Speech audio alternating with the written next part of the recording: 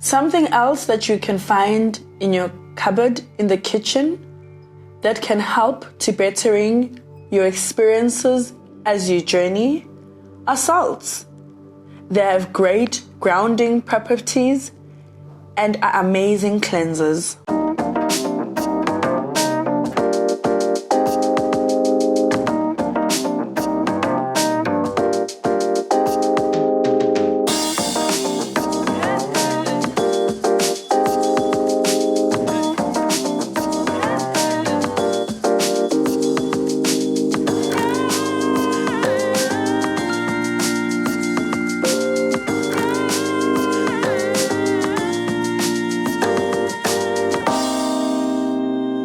The rock salt. They play a large role in the notion of return to sender. They reflect energy back. Table salt. This is an all-purpose item, best for cleansings and removes blocks. Epsom salt. It's great for relaxation, acne treatment, body ache relief, tension, headaches, constipation, and it helps improve sleep. With constipation, you take a tablespoon of salt with water and you drink it. To improve your sleep, you take a teaspoon of salt with water and you drink it before you go to bed. It chases away insomnia and allows for you to sleep better. Here's a very cool tip. Save the ashes from impepo to create black salt. This is great for banishing bad spirits, drive away unwanted guests, and is great for protection. Other items you can add are charcoal, black pepper, and red chili powder. This combination is great for Ukuphalaza, which means spraying around your home. You take this solution and you put it into water. While you are mixing, you're speaking and directing what this medicine and combination should do for your space. While you are spraying and sprinkling it around your home, you are chasing away the bad spirits and asking them to leave your home. Ukuphalaza, also known as Gogo. This is important for those who struggle to remember their dreams, or don't remember when was the last time they had a dream that they could remember.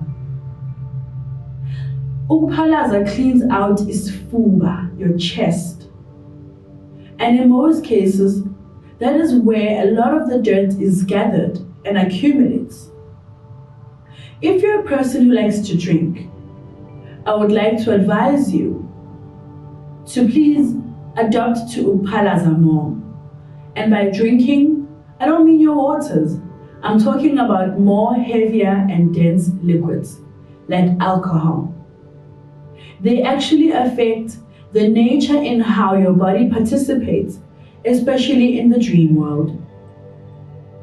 A simple solution that you can apply in your home is water, boiled water, a pint of milk, as well as a handful of coarse salt. That combination is the easiest, without having to add imithi or anything else that maybe you wouldn't even know which combination to use. So put that solution together. Temperature is also very important. If it's too hot, you won't be able to down the solution. If it's too cold, your body is going to tense up because it's going to make your body cold. So now when you have to bring back the gag reflex, it's going to be quite difficult and sore for your body. The posture in which you sit is also extremely important because that also adds to you feeling pain when you are actually doing the act of Ukuphalaza. Avoid taking your fingers and sticking them down your throat. Essentially, when you take a big jug of this solution and you drink it. Don't drink it as if you're sipping on your tea. You must drink it with the notion and the action of wanting to fill up your tummy. So the more you take down, the more your body's going to effectively say, enough, I don't want anymore. And you're going to want to involuntarily throw up. That, in essence, is the act of Ukuphalaza. That's the desired effect. That's what we want to happen. It's either you're going to do it that way, or you're going to have to drink laxatives to clean out your system, but it's going to come out eventually, just the other way. Second to that, if the water doesn't want to come out by virtue of you feeling your tummy, take your fingers, put them in your mouth. Don't stick them down your throat. Please, you're going to hurt yourself. Just by virtue of you putting your fingers in your mouth, positioned in a particular place in your mouth, it's going to create a gag reflex. That's going to aid you in bringing back the liquid. Don't sit on a very low chair where your body is going to be clamped up. You're going to be closing the passage in which you're expecting the liquid to come out. You'll be closing your esophagus as well as your chest. It will be closed in. This again will add to the discomfort and the pain. So rather, after drinking, stand up and slightly put your legs apart, and then bend your hip forward over the bucket or the toilet seat. In that way, your back will be flat and everything will find its way to come out. When you're adding the salt, a handful is enough, especially in an instance of a 10 or 5 liter bucket. That should be fine. The point is not to have the water become overly bitter. We don't want to make it an uncomfortable experience. It's already going to feel unnatural. So it doesn't have to taste bitter or too cold or too hot.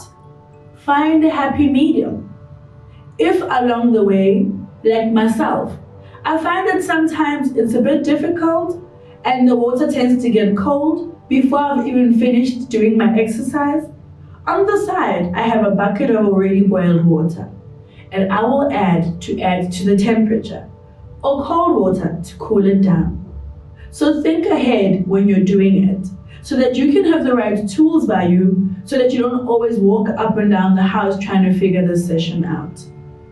I hope this helps in how you can actually go about Ukuphalaza in a non-painful way. Because at the end of the day, we're trying to clean out your system, not hurt.